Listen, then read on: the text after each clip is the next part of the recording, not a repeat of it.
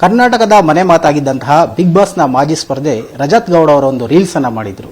ಆ ರೀಲ್ಸ್ ಇಂದ ಆದಂತಹ ಅವಾಂತರಗಳು ಎಷ್ಟು ಏನು ಅನ್ನೋದು ಕೂಡ ಎಲ್ರಿಗೂ ಗೊತ್ತಿದೆ. ಹಾಗಾದ್ರೆ ಆ ರೀಲ್ಸ್ ಮಾಡಿದ್ ಯಾಕೆ, ಅದರ ಉದ್ದೇಶ ಏನು, ಸೊ ಅದರ ಬಗ್ಗೆ ಕ್ಲಾರಿಫಿಕೇಶನ್ ಕೊಡಕ್ಕೆ ನಮ್ಮ ಜೊತೆ ಇವತ್ತು ರಜತ್ ಅವರೇ ಇದ್ದಾರೆ. ಅವ್ರನ್ನೇ ಮಾತಾಡ್ಸೋಣ.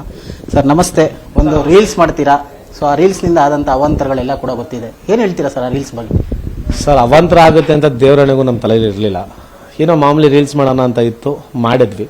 ಬಟ್ ಆದರೆ ಈ ದೊಡ್ಡ ಮಟ್ಟಕ್ಕೆ ಅದು ತಿರುಗುತ್ತೆ, ಆಮೇಲೆ ಈ ಥರ ಒಂದು ಆಯಾಮಗಳು ಪಡ್ಕೊಳುತ್ತೆ ಅಂತ ನಮಗೆ ಮನಸ್ಸಲ್ಲೂ ಇರಲಿಲ್ಲ. ಮಾಡಿದ್ದೀವಿ, ತಪ್ಪಾಗಿದೆ, ಕ್ಷಮಿಸಿ ಸರ್.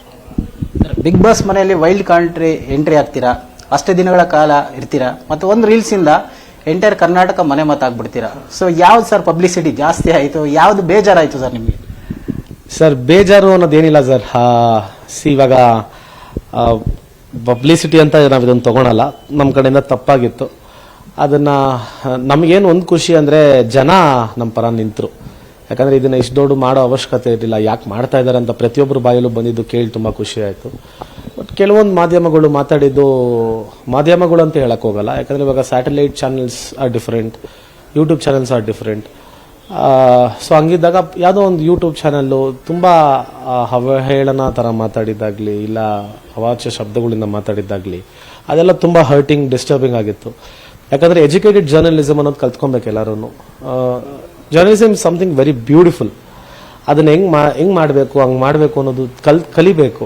ಸುಮ್ಮನೆ ಬಾಯಿಗೆ ಬಂದಂಗೆ ಮಾತಾಡೋದಾಗ್ಲಿ, ಏನೋ ಮೈಕ್ ಐತೆ, ಕ್ಯಾಮ್ರಾ ಇದೆ ಅಂತ ತಕ್ಷಣ ಇಷ್ಟಪಟ್ಟಂಗೆ ಮಾತಾಡೋದು ತಪ್ಪು. ಇವಾಗ ನನಗೂ ಮಾತಾಡೋಕೆ ಬರುತ್ತೆ, ಆಮೇಲೆ ನಾನು ಮಾತಾಡೋಕ್ಕಿಲ್ರಿ ತುಂಬಾ ಮಸ್ತಾಗಿ ಮಾತಾಡ್ತೀನಿ. ಅದು ಮಾತಾಡೋಕ್ಕಾಗಲ್ವೇ? ನಾವು ರೆಸ್ಪಾನ್ಸಿಬಲ್ ಆಗಿ ನಾವು ಮಾತಾಡೋಕ್ಕಾಗಲ್ಲ ಆ ಥರ. ಸೊ ಆ ಥರ ಮಾತಾಡದೆ ಜರ್ನಲಿಸಮ್ನ ಸ್ವಲ್ಪ ನೀಟಾಗಿ ಡಿಸೆಂಟಾಗಿ ಮಾಡಿದ್ರೆ ಚೆನ್ನಾಗಿರುತ್ತೆ.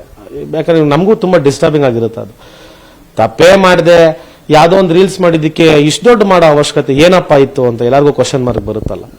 ಜನನೂ ಅಷ್ಟು ಉಗಿತಾ ಇದ್ದಾಗ ಅರ್ಥ ಮಾಡ್ಕೊಬೇಕಾಗುತ್ತೆ.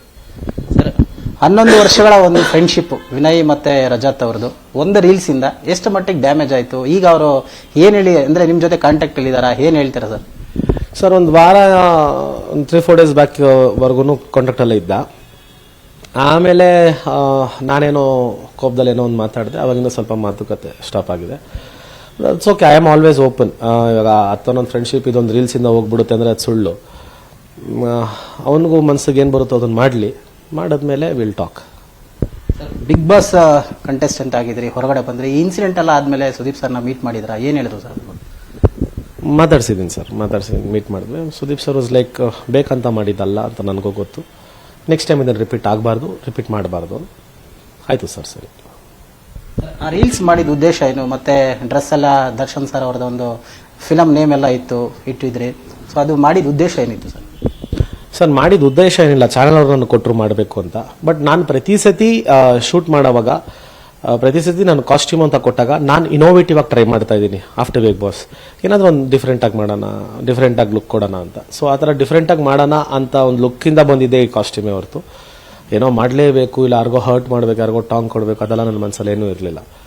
ಅವರು ಕ್ಯಾರೆಕ್ಟರ್ ಕೊಟ್ಟರು, ನಾನು ಡಿಸೈನ್ ಮಾಡಿಸ್ದೆ ಡ್ರೆಸ್ ಅಷ್ಟೇ. ಇದಾದ್ಮೇಲೆ ಏನು ಒಂದು ಮಚ್ಚ ಸಂಬಂಧಪಟ್ಟಂಗೆ ಕೇಸ್ ಆಗುತ್ತೆ ಬಸವೇಶ್ವರ ನಗರದಲ್ಲಿ, ಸೊ ಅಲ್ಲಿಗೆ ಬರ್ತೀರಾ. ಅದಾದ್ಮೇಲೆ ಒಂದು ಪ್ರಾಪರ್ಟಿ ಮಿಸ್ ಆಗಿದೆ ಅಂತ ಕೂಡ ಹೇಳ್ತಾರೆ. ಅದು ಆಕ್ಚುಲಿ ಮತ್ತೆ ಪೊಲೀಸ್ಗೆ ಸಬ್ಮಿಟ್ ಮಾಡ್ರ, ಏನಾಯ್ತು ಸರ್ ಆ ಕೇಸ್ ಸಂಬಂಧಪಟ್ಟಂಗೆ? ಸರ್, ಅದು ಆಕ್ಚುಲಿ ನಾನು ಹೇಳ್ದಂಗೆ ಅದು ಮುರಿದು ಬಿಸಾಕ್ಬಿಟ್ವಿ ಸರ್. ಏನು ಯೂಸ್ ಇರಲಿಲ್ಲ ಅದು. ನಾನು ಬೇರೆ ಅದು ನೆಕ್ಸ್ಟ್ ದಿನ ಚಿತ್ರದುರ್ಗಕ್ಕೆ ಹೋಗ್ಬೇಕಾಯ್ತು, ಅಂತ ತಿರ್ಗಾ ಲಗ್ಗೆರಿಗೆ ಹೋಗಿ ಇಡೋ ಪೇಷನ್ಸ್ ಇರಲಿಲ್ಲ ನನಗೆ. ಕೇಳದೆ ಬೇಕಾ ಅಂತ ಇನ್ನೂ 3 ಇತ್ತು ಆ ಥರ ಎಕ್ಸ್ಟ್ರಾ, ಬಿಸಾಕ್ಬಿಟ್ಟು ಬಂದ್ವಿ. ಆಮೇಲೆ ನನ್ನ ಕೇಳಿದಾಗ ಶಿಟ್ ಇದು ಈ ಥರ ಆಗಿದೆಲ್ಲ ತಪ್ಪಾಗ್ಬಿಡುತ್ತೆ, ಯಾಕಂದ್ರೆ ಹೆಂಗಾದ್ರೂ ಪ್ರಾಪರ್ಟಿ ಇದೆ ಸೆಟ್ಟಲ್ಲಿ, ಸೊ ಅದನ್ನು ತೊಗೊಂಬಂದು ಕೊಟ್ಬಿಡೋಣ ಅಂತ ನಾನು ಫೋನ್ ಮಾಡಿ ಹೇಳಿದೆ. ನಮ್ಮ ಹುಡುಗರು ಪಾಪ ತೊಗೊಂಬಂದು ಕೊಟ್ಟರು. ನಾವು ಅರ್ಜೆಂಟಲ್ಲಿ ಕೊಟ್ಬಿಟ್ಟು ವಾಪಸ್ ಬಂದ್ಬಿಟ್ವಿ. ನೆಕ್ಸ್ಟ್ ದಿನ ನೋಡ್ತೀವಿ ಅದು ಯಾವಾಗ ಮೀಡಿಯಾದಲ್ಲಿ ಬಂತು, ಈ ಥರ ಡಿಫ್ರೆನ್ಸ್ ಎಲ್ಲ ತೋರಿಸಿ ಶಿಟ್ ಬೇರೆದು ಕೊಟ್ಟು ಬಂದ್ಬಿಟ್ಟಿದೀವಿ ಅನ್ನೋದು ನಮ್ಗೆ ಅವಾಗಲೇ ಗೊತ್ತಾಗಿತ್ತು. ಆಮೇಲೆ ಸೆಟ್ ಅವ್ರಿಗೆ ಫೋನ್ ಮಾಡಿದಾಗ ಸೆಟ್ ಅವ್ರು ಬಂದು ಮಾತಾಡಿದ್ರು. ಸರ್ ನೋಡಿ ಸರ್, ಈ ಥರ ಹಲವಾರು ಪ್ರಾಪರ್ಟಿಗಳು ನಮ್ಮ ಹತ್ರ ಇರುತ್ತೆ, ಸೊ ಇದರಲ್ಲಿ ಯಾವ್ದು ಗೊತ್ತಿರಲಿಲ್ಲ ನಮಗೂ, ಇವಾಗ ಅವ್ರನ್ನ ವೀಡಿಯೋ ಕರೆಕ್ಟಾಗಿ ತೋರಿಸಿದ್ದು ಗೊತ್ತಾಯಿತು ಅಂತ ಅವರೇ ತೊಗೊಂಬಂದು ತೋರಿಸಿದ್ರು ಆ ಮಾರ್ಚ್ನ. ಸೊ ಅದಾದಮೇಲೆ ಅದು ಬಿಸಾಕಿದೆ ಅಂತಲೇ ಕೇಸ್ ಆಯಿತು. ತಿರ್ಗಾ ಕೊಟ್ಟಿಗೆ ಹೋಗಿ ಮಾತುಕತೆಯಾಗಿ ಬಂದಿತ್ತು. ಸರ್, ರಜತ್ ಅವ್ರಿಗೆ ಆಟಿಟ್ಯೂಡು, ಆರೋಗ್ಯಂಟು, ನೋಡಿದ ಒಂದು ರಗಡ್ ಲುಕ್ಕು, ಅವ್ರದ್ದು ಬೇರೆದೇ ಮನಸ್ಥಿತಿ ಅನ್ನೋಂತಹ ಜನರು ಸಾಕಷ್ಟು ಮಾತಾಡ್ತಾ ಇದ್ದಾರೆ. ಸೊ ಹಾಗಾದ್ರೆ ನಿಜವಾಗ್ಲೂ ರಜತ್ ಅವರ ಒಂದು ಏನ್ ಸರ್ ಮನಸ್ಥಿತಿ ಏನು ಅಂತ? ಸರ್, ಬೇರೆ ಥರ ಮನಸ್ಥಿತಿ ಅಂದರೆ ಅದು ಹೆಂಗೆ ಹೇಳಬೇಕು ನನಗೆ ಗೊತ್ತಿಲ್ಲ ಸರ್. ಇವಾಗ ನೋಡಿ, ಇವಾಗ ನೀವು ಹತ್ರ ಸ್ವೀಟಾಗಿ ಮಾತಾಡ್ತಾ ಇದ್ದೀರಾ, ನಾನು ಸ್ವೀಟಾಗಿ ರಿಪ್ಲೈ ಕೊಡ್ತೀನಿ.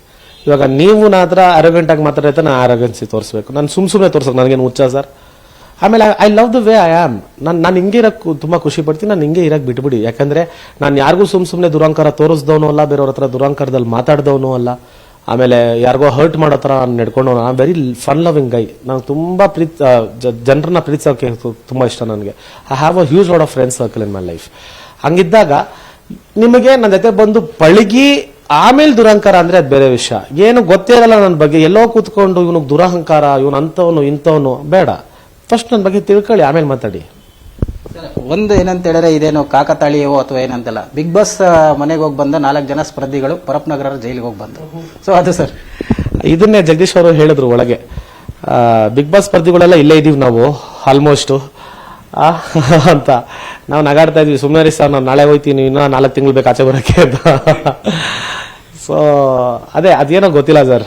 ಅದು ಇವಾಗ ನಾವು ಬೇಕು ಅಂತ ಮಾಡಿದ್ದಲ್ಲ. ಆ ಮನೆಗೆ ಅಷ್ಟು ದೊಡ್ಡ ಶಕ್ತಿ ಇದೆ. ಯಾಕಂದ್ರೆ ಅಷ್ಟು ದೊಡ್ಡ ಹೆಸರು ಕೊಟ್ಬಿಡುತ್ತೆ ಅದು. ಅಷ್ಟು ದೊಡ್ಡ ಹೆಸರು ಕೊಟ್ಟಾಗ ನಾವು ಸ್ವಲ್ಪ ರೆಸ್ಪಾನ್ಸಿಬಲ್ ಆಗಿ ಇರಬೇಕಾಗಿತ್ತು. ನಮ್ಗೆ ಅದು ಗೊತ್ತಾಗ್ಲಿಲ್ಲ. ಏನ್ ರೀಲ್ಸ್ ತಾನೇ ಮಾಡೋಣ ಅನ್ನೋ ತರ ಒಂದು ಕಾನ್ಸೆಪ್ಟ್ ಇತ್ತು. ಬಟ್ ಅದು ಇಷ್ಟು ದೊಡ್ಡ ಮಟ್ಟಕ್ಕೆ ಹೋಯ್ತು. ಆಮೇಲೆ ಆ ಪ್ರಾಪರ್ಟಿ ನಂದೆ, ಬಟ್ಟೆ ನಂದೆ, ಇದೇ ನಂದೆ. ವಿಡಿಯೋನೈತೆ ರೀಲ್ಸ್ ಮಾಡಿದ ಅಷ್ಟೇ ಹೊರತು ಅವನ್ನ ಇದ್ರೆ ಈ ವಿಷಯಕ್ಕೆ ಎಳ್ಕಂತಾನು ಇಲ್ಲ. ನಾನು ಬ್ಲೇಮು ಮಾಡ್ತಾ ಇಲ್ಲ. ದಯವಿಟ್ಟು ಹೋಗಿ ಅವನ ಬಗ್ಗೆ ನನ್ನ ಕೇಳಲೇಬೇಡ್ರಿ. ಅವನ ಹತ್ರ ನನ್ನ ವಿಷಯ ಕೇಳಲೇಬೇಡ್ರಿ. ನಂದೇ ತಪ್ಪು, ಅವನ ವಿಷಯ ಬಿಟ್ಬಿಡ್ರಿ. ಕೊನೆಯದಾಗಿ ಈ ರೀತಿಯಾದಂತಹ ಒಂದು ಬಚ್ಚನ್ನ ಅಥವಾ ಅಂದ್ರೆ ಈಗ ಪ್ರಾಪರ್ಟಿ ನೀವೇನ್ ಹೇಳಿದ್ರೆ ಒಂದು ಶೋಗ್ ಮಾಡದಂತಹದ್ದು ಅಂತ ಹೇಳಿ, ಸೊ ಈ ತರ ರೀಲ್ಸ್ ಮಾಡುವಂತವ್ರಿಗೆ, ನಿಮ್ಮ ಅಭಿಮಾನಿಗಳಿಗೆ, ಯಾಕಂದ್ರೆ ಸೋಷಿಯಲ್ ಮೀಡಿಯಾ ಅವತ್ತು ತುಂಬಾ ಪವರ್ಫುಲ್ ಆಗಿದೆ, ತುಂಬಾ ಓವರ್ ನೈಟ್ ಫೇಮಸ್ ಆಗುವಂತವ್ರು, ಸೊ ಅವಂತವ್ರಿಗೆ ಏನ್ ಹೇಳಕ್ ಇಷ್ಟಪಡ್ತೀನಿ ಸರ್? ಅದೇ ದಯವಿಟ್ಟು ಈ ತರ ಒಂದು ರೀಲ್ಸ್ ಅಂತೂ ಮಾಡಬೇಡಿ. ಯಾಕಂದ್ರೆ ಎಫೆಕ್ಟಿಂಗ್ ಪೀಪಲ್ ಇಸ್ ರಾಂಗ್. ಅಂದ್ರೆ ಇವಾಗ ಇದರಿಂದ ನಿಮ್ಗೇನೋ ಎಫೆಕ್ಟ್ ಆಗುತ್ತೆ, ನೀವು ಜೈಲ್ಗೆಲ್ಲ ಹೋಗ್ಬೇಕು ಅಂದ್ರೆ ದಯವಿಟ್ಟು ಈ ತರದೆಲ್ಲ ಮಾಡಬೇಡಿ. ಆಮೇಲೆ ಈ ತರದ್ದು ಎನ್ಕರೇಜ್ ಮಾಡಬೇಡಿ. ನಾವು ಮಾಡಿದ್ದು ತಪ್ಪಾಯ್ತು ಇದರಿಂದ.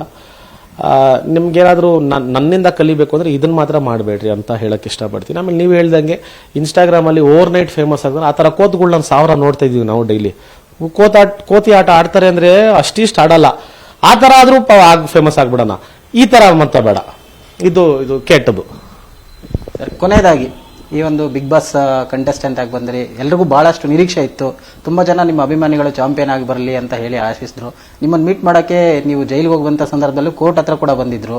ಸೊ ತುಂಬಾ ಈ ಒಂದು ಅಭಿಮಾನ ಜನರ ಬಗ್ಗೆ ಏನ್ ಹೇಳಕ್ ಇಷ್ಟಪಡ್ತೀರಿ ಸರ್? ಅದೇ ಸರ್, ಇಷ್ಟು ಪ್ರೀತಿ ಕೊಡ್ತಾರೆ ಅನ್ನೋದು ನಮಗೂ ಎಲ್ಲೂ ಕನ್ಸಲ್ಲೂ ಗೊತ್ತಿರಲಿಲ್ಲ.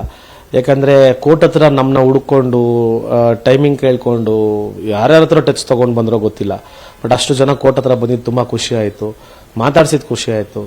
ಆಮೇಲೆ ಪ್ರತಿಯೊಬ್ಬರು ಬಾಯ್ಲಿ ಇದೆ, ಅಣ್ಣ ನೀವೇನು ಅಂತ ದೊಡ್ಡ ತಪ್ಪು ಮಾಡಿಲ್ಲ ಬಿಡೋಣ, ಇದೊಂದು ತಪ್ಪಾಗಿದೆ, ಇದರಿಂದ ತಿದ್ಕೊಳ್ಳಿ ಅಂತ ಹೇಳಿದ್ರೆ ಹೊರತು it was like all well wishing ಇದು ಎನ್ವೈರನ್ಮೆಂಟ್ ತರ ಇತ್ತು. ತುಂಬಾ ಖುಷಿ ಆಯ್ತು ಇದರಿಂದ. ಆಮೇಲೆ ಆ ಪ್ರೀತಿನ ಯಾವತ್ತಿದ್ರೂ ನಾನು ಉಳಿಸ್ಕೊಂಡು ಗಳಿಸ್ಕೊಂಡು ಹೋಗ್ತೀನಿ, ಕಳ್ಕೊಳಲ್ಲ.